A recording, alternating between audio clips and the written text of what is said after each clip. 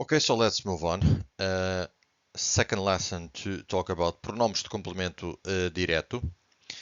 So what we have here.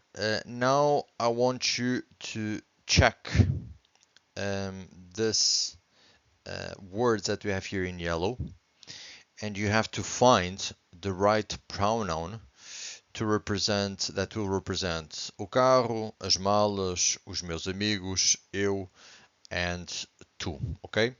So I'm going to ask you to read carefully these 5 sentences. Check all the words. I think you know. I think if you're doing level A2, you're already comfortable with all the words that we have here. But take your time, pause this video, complete this activity. Let's see if you can find the right pronoun to represent these words in yellow. And then please come back because I'm going to show you the answers. Okay, I'll see you very shortly. All right, so let's see what do I have here, and I'm going to ask you to compare your sentences, your answers, with my answers. So for the first one, ele vendeu o carro ontem à tarde. So he sold the car yesterday in the evening. O carro, we can represent o carro with the pronoun o.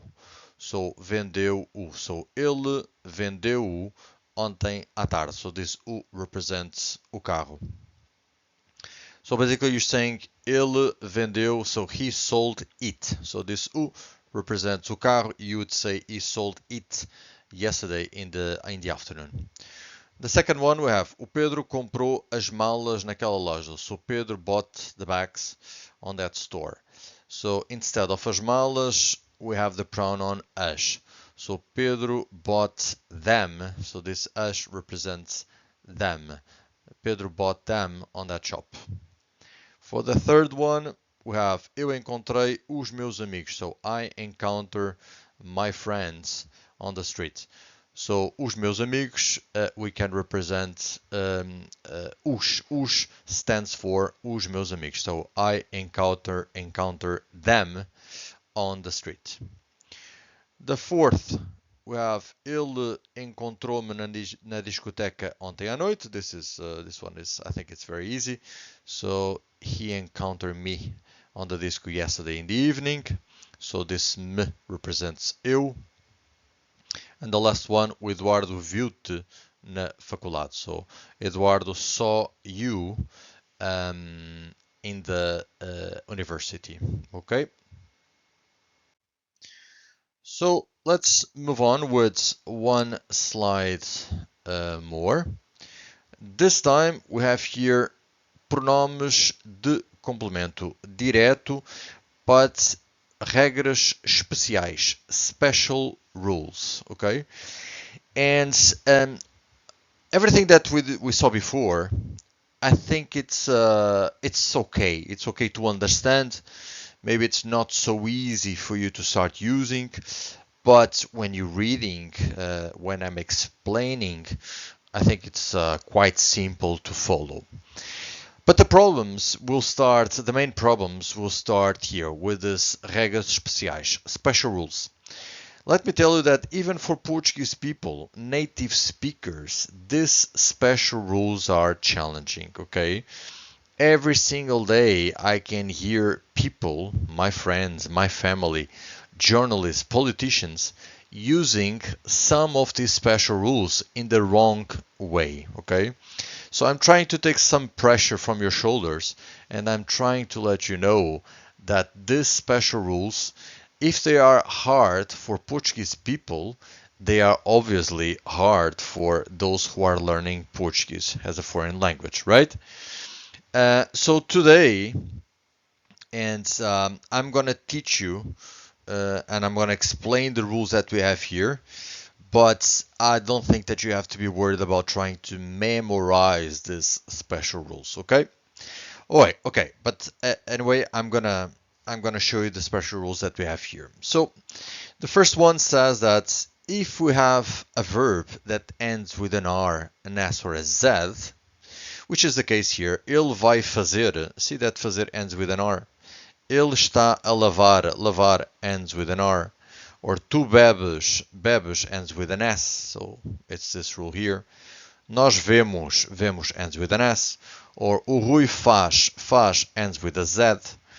Ele traz, traz ends with a Z. So in all these cases, we have to apply this special rule. And the special rule says that if the verb ends with an R, an S, or a Z, the R, the S, or the Z disappears. You won't find that R here anymore.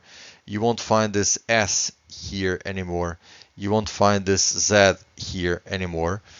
So it disappears, the R, the S, and the Z, and we have to add an L plus the pronoun, which is exactly what we have here. Ele vai fazer a cama. He will make the bed. So the R disappears, the L that you can see here comes from the rule, and this A represents a cama. So we'll get ele vai fazê-la. And maybe you're asking yourself that, all right, but in this case, I can see an accent here. Or here, ele está a lavá-las. So there's no accent here, but there's an accent here. Accents, it's something that we teach on level B2, B2, C1, depends. It depends. Some teachers teach this on level B2, some teachers teach this on level C1. You don't have to be worried about accents at the moment, okay? You just have to check that there's an accent, you pay attention to that, and you just accept and you move on, okay?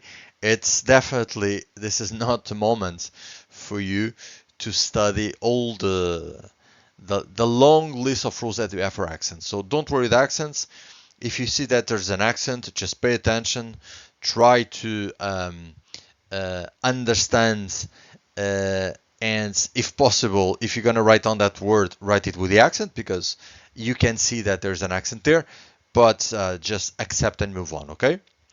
More examples. Tu bebes o sumo. So again, this S disappears, the L, it comes from the rule, and o sumo, it's represented by this U.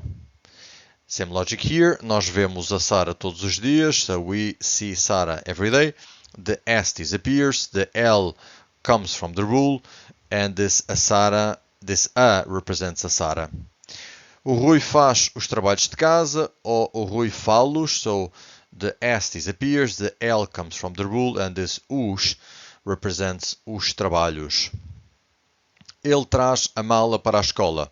Again, the Z disappears, the L comes from the formula, and this A represents a mala. Okay? I hope you have enjoyed this video. Thank you for watching. I'll see you shortly.